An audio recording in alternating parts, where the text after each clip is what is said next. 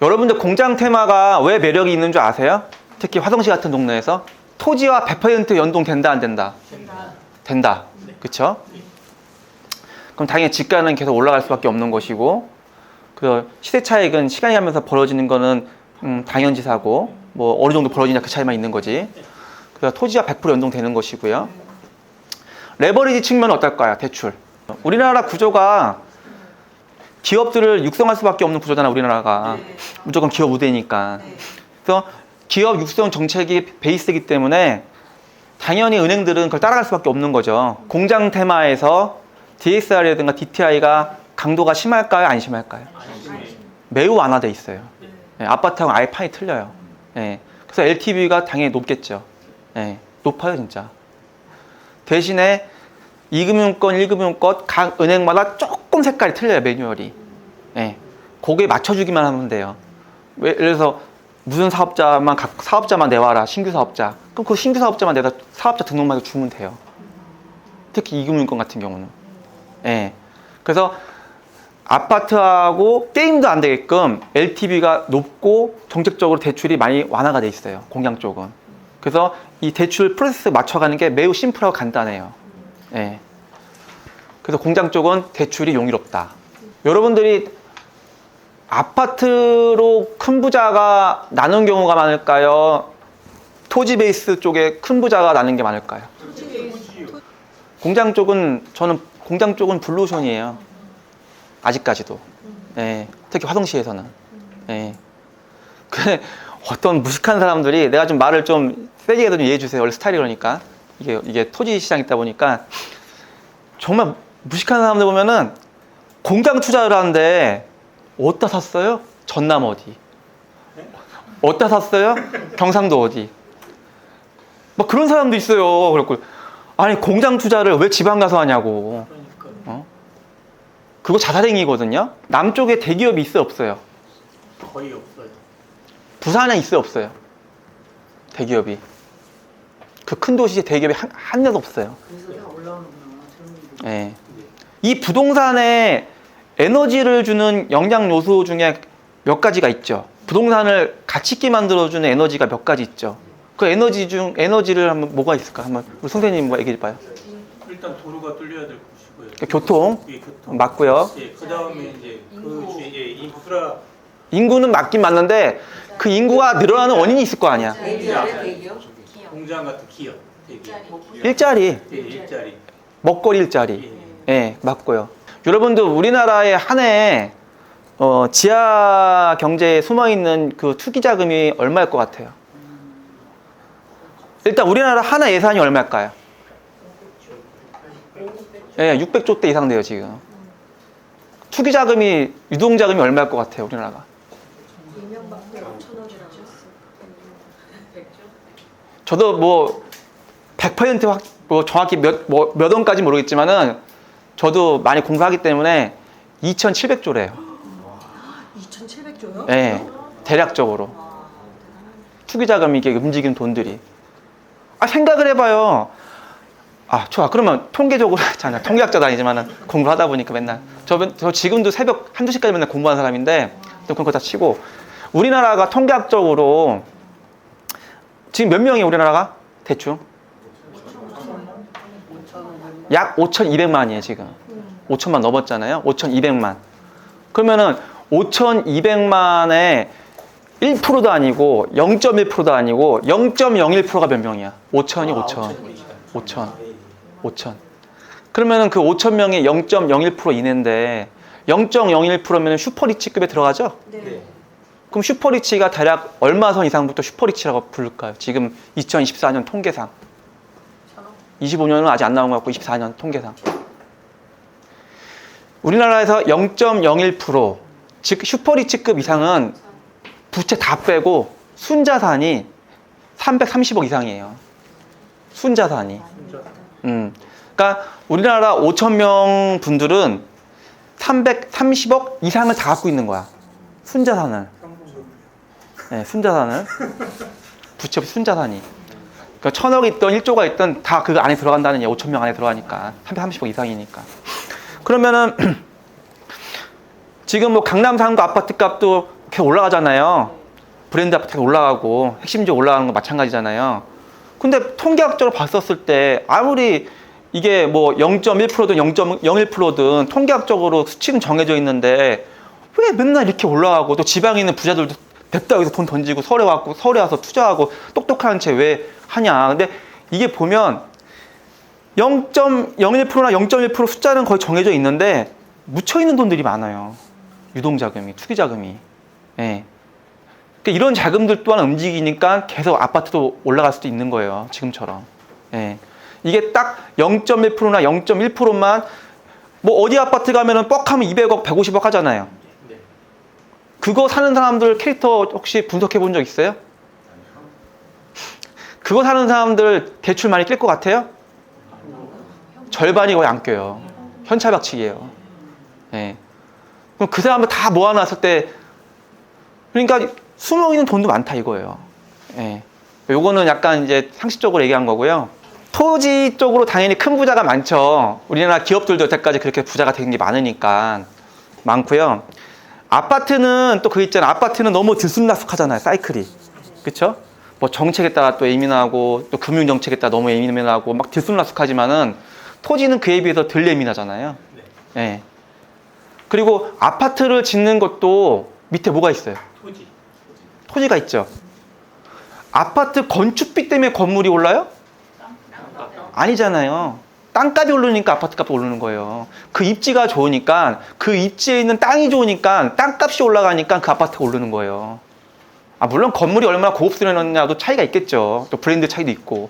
하지만 그거보다 절대적으로 중요한 거는 그 땅의 입지야, 입지. 입지가 좋은 자리이기 때문에 그 아파트가 비싼 거예요. 땅 위치가 좋으니까. 결론은 땅이다. 빌딩도 땅 위에 파생되는 거고, 공장도 마찬가지고, 주유소도 마찬가지고, 아파트도 마찬가지고, 모든 건축물은 땅이 베이스예요. 그 땅이 무슨 땅이냐에 따라서 이 땅이 뭐 중심상업용지냐, 일반상업용지냐, 준주거지냐, 주거 3종이냐, 2종이냐, 관리지역이냐, 농림지역이냐에 따라서 여러분들 용도지역이라는 거 혹시 아세요? 네. 그 정도는 아시죠? 네. 예. 그러니까 토지에 계급이 생성되어 있는 토지 이용계 확인원, 토지 이음에서 띄는 토지 이용계 확인원. 토지 이용계 확인원에 보면은 용도지역이 다 표시되어 있잖아. 토지 이용계 확인원서 보면은. 그 용도지역에 따라서 또 많은 공법과 타 법령에 따라서 그 건물들이 파생되는 거 아닙니까? 그러니까 결론은 땅을 배우셔야 된다는 얘기예요. 그러면 저같이 토지에 정통하는 사람들은 그 땅뿐만이 아니고 그 위에 지어지는 건물과 그 위에 지어지는 시뮬레이션까지 다 연구가 되고 이 토지 입지에 따라서 그 지역이 어떻게 바뀌고 어떤 건물들이 들어서고 어떤 건물 상품이 들어왔을 때 최극대화까지 이 가치가 올라가고 땅을 아니까 머리 이렇게 돌아가는 수밖에 없는 거예요. 그래서 여러분들이 토지 개발, 토지 인허가, 토지 공법, 디벨로퍼, 토지 개발 이거를 배우셔야 되는 이유가 모든 건물은 땅 위에 져 있다. 땅이 모태이기 때문에, 베이스이기 때문에. 그래서 그 땅을 공부하시게 되면은 많은 것들이 머리에서 파생이 돼요. 네, 시뮬레이션 되고 정답이 나오고. 그리고 토지를 공부하게 되면은 당연히 정책과 경제, 문화, 사회 여러 가지 사이클까지 또 공부할 수밖에 없는 거고. 그래서 저도 지금까지 새벽 2시까지 맨날 공부를 하고 있는데 이게 한 기계화가 돼가지고 토지 개발을 배워야 되는 이유가 이런 이유들 때문에도 배워야 되는 거고 솔직히 여러분들 여기 아카데미 오시는 거 왜 오시는 거예요? 그렇죠. 까놓고 얘기해서 당연히 뭐 내숭 떨 필요 없이 돈 벌려고 온 거잖아요. 부자 되려고 온 거잖아요. 근데 많은 유튜버들 뭐 저도 유튜버 얼마 전에 좀 시작하긴 했지만은 우리 또 여기저기 해라 그래갖고 했는데 저는 제 사옥 빌딩에 방송실도 있어요. 있는데 그 유튜버님들도 그렇고 또 뭐 이렇게 나와가지고 이렇게 뭐 스피치 하시는 분들 보면은 그 중에 찐가 가성인자와 진성인자라 좀 표현하는데 가성인자와 진성인자를 여러분들이 구분하실 줄 알아야 될 거 아닙니까? 그쵸? 그러면은 이분이 찐이다, 진성인자라는 거를 어떻게 검증하실래요? 그리고 그런 분들한테 배워야 되잖아요, 확실하게. 그런 분들이 멘토가 돼야지 실수가 없겠죠. 이 부동산 세계라는 거는 한 번 실수 나면 어떻게 되겠어요? 아작나는 거예요.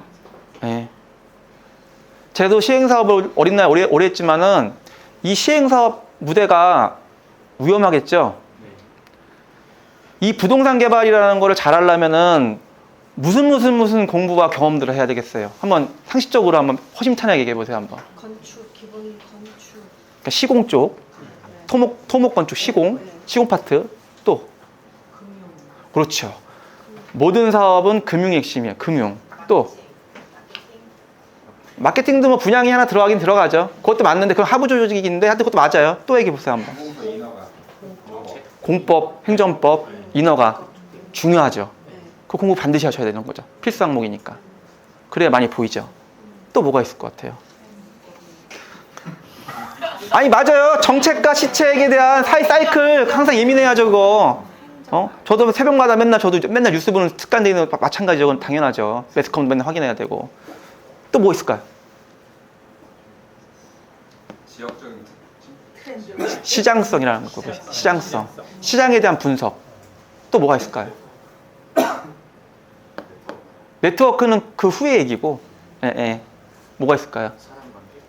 그 네트워크라 치고, 예. 정보도 이제 그 후에 내가 말하는 거는 공부 차원에서 먼저 얘기하는 거야. 여러분들 세무회계 왜 빼먹어? 아, 예. 그 중요한 거를. 아, 맞아. 제일 어려운 거. 나올 거 다 나왔는데, 되게 중요한 세무회계를 빼먹는 거야.